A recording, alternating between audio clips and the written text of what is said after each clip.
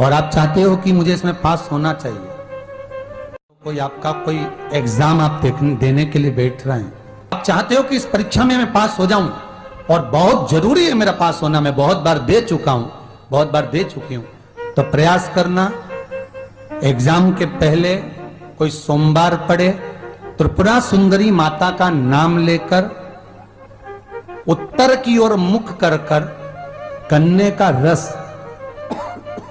Sugar का रस, गन्ने का रस, एक का रस लेकर दोनों हाथों में कलश में भरकर नाम और गोत्र आपका बोलकर मन की कामना कर कर, जैसे कांवड़ शिव जी को चढ़ाते हैं दोनों हाथ से, उसी तरह वो गन्ने का रस से शंकर जी का अभिषेक त्रिपुरा सुंदरी के भाव से कर दीजिए महाराज।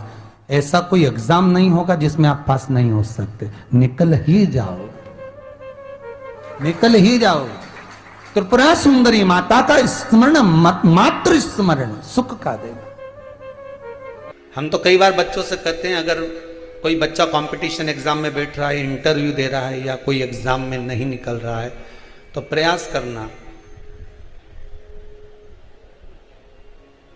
बेलपत्री का जो बीच वाला पत्ता होता है, इस पत्ते पर शहद लगाकर हथेली में रखकर अंगूठे से इसको इस तरह से दबाकर शिवजी के कुंदकेश्वर महादेव का नाम लेकर अपनी मनोकामना कर कर शंकर भगवान का जो शिवलिंग है उस शिवलिंग पर इस बेलपत्री के पत्ते को चिपकाकर आ जा और एग्जाम देने जा, बाबा निपटे का सब काम कर। तो किस एग्जाम में बैठ रहा है, कंपटीशन एग्जाम में बैठ रहा है, या इंटरव्यू के लिए जा रहा है, किसी परीक्षा में बैठ रहे हो, या कंपटीशन एग्जाम के अंतर्गत, या इंटरव्यू के लिए जा रहे हो, अपने नौकरी के लिए, प्रयास करो। शिव महापुराण के छोटे छोटे जो उपाय शंकर की कथा में हैं, इसमें कोई खर्चा नहीं होता। अभी तक आपने जितनी कथा शिव महापुराण की सुनी होगी, कोई खर्चे का काम बताया हो तो बताना। बस एक ही खर्चे का काम बताया था, वो पिछला वो शिवरात्रि का उत्सव गया, उसमें गुलाब का फूल। और नवयुवक बेटा बेटियों से निवेदन है, अगर आप एग्जाम के लिए तैयारी कर रहे हैं, पढ़ो। आप कंपटीशन एग्जाम की तैयारी कर रहे हैं, करो। उनसे निवेदन है, पेपर में अगर समय हो, 2 महीना, 4 महीना, 6 महीना हो, कंपटीशन एग्जाम की पूरी तैयारी करो, पूरी तैयारी एकदम कर्म प्रधान। उनसे निवेदन है, महीने में एक बार बालू रेत मिट्टी का शिवलिंग बनाओ, उसको जल चढ़ाओ, घी का दिया लगाओ, पूजन करो, शहद बेलपत्र शिव जी को समर्पित करो, अपनी कामना कर कर विसर्जन करो। 2-4 महीने जब तक एग्जाम नहीं आते, महीने में केवल एक दिन भी अगर आप मेरे देव अधिदेव महादेव को दे रहे हैं, उतने में ही मेरा बाबा कृपा कर देगा। ये निश्चित करो कंपटीशन एग्जाम की तैयारी। और जिन जिन ने नौकरी की तैयारी करी है, भले प्राइवेट की कर रहे हो चाहे सरकारी की कर रहे हो, मेरा बच्चों से, बेटों से, बेटियों से निवेदन है, खूब पढ़ो, दिल से खूब अच्छा नंबर लाओ, खूब मेहनत करो, पर साथ में शिव महापुराण को विश्वास मानकर भगवान शंकर का अनुमोदन कर कर, विनती कर कर, फिर कंपटीशन एग्जाम में या कहीं इंटरव्यू देने जा रहे हो, वहां भी शिव का श्री शिवाय नमस्तुभ्यम जप कर बाबा को दिल में बिठाकर एग्जाम दीजिए।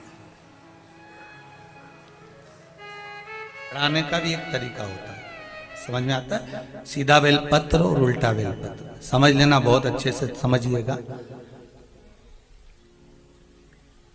शिव जी के सम्मुख में शंकर भगवान के शिवलिंग पर जब बेलपत्र चढ़ता है, तो बेलपत्र का जो सीधा भाग होता है वो शिव जी के शिवलिंग पर होना चाहिए, उल्टा भाग ऊपर होना चाहिए। बहुत ध्यान से समझना हो। जब नंदीश्वर को बेलपत्र चढ़ाते हो, नंदी जो बाहर होता है उसको बेलपत्र चढ़ाते हो, तो नंदी को 2 जगह बेलपत्र चढ़ती है, आपको ध्यान में होगा। पहली बेलपत्र नंदी को जब चढ़ती है तो नंदी के सामने चढ़ती है, तो उसका बेलपत्री का जो डंडी का मुख है वो नंदी की ओर होता है और बेलपत्री की पत्ती का मुख शंकर जी की ओर होता है। समझ में आ रहा है सबको? डंडी का मुख, जैसे नंदी ऐसे बैठा है तो डंडी का मुख नंदी की ओर होगा, पत्ती का मुख शिव के, और ये सीधी की सीधी नंदी के सामने नीचे रखा जाती है, नंदी के सामने। और एक बेलपत्र जब नंदी के ऊपर चढ़ती है तो डंडी का मुख शिव जी के ऊपर होता है और इस पत्ती का मुख नंदी के सिर पर नंदी की ओर होता है। ये दोनों में बहुत अंतर है महाराज। जैसे कोई बच्चा कोई कंपटीशन एग्जाम के लिए जा रहा हो या कोई परीक्षा देने के लिए जा रहा हो और पढ़ाई करे, स्मरण करे, तैयारी करे, वो अपनी जगह पर है। और ऐसा नहीं होता कि बच्चे पढ़ते नहीं है या तैयारी नहीं करते हैं। इसके बाद भी अगर उनका इंटरव्यू में पास नहीं होते या एग्जाम में पास नहीं होते तो उसके लिए ये दोनों बेलपत्री बड़ी काम करती है। बहुत ध्यान देना, जो नंदी के सामने बेलपत्र रखकर जाना, शिव जी के सम्मुख में बेलपत्र रखकर जाना, मतलब नंदी के सम्मुख में जब रखाएगी तो डंडी जम के बोलिए कहाँ होना चाहिए? नंदी की ओर। और जब ऊपर रखाएगी तो डंडी शिव की ओर हो। ये दो बेलपत्र रखकर शिव जी का स्मरण कर कर जाएं, कार्य सफलता की ओर बढ़ता है। कोई काम के लिए आप जा रहे हैं तो उसमें सफलता मिल जाती है, उसमें सफलता प्राप्त हो। शिव जी को बेलपत्र चढ़ा रहे हो, जो चिकना भाग है सीधा भाग शिव जी के ऊपर, शंकर भगवान के ऊपर।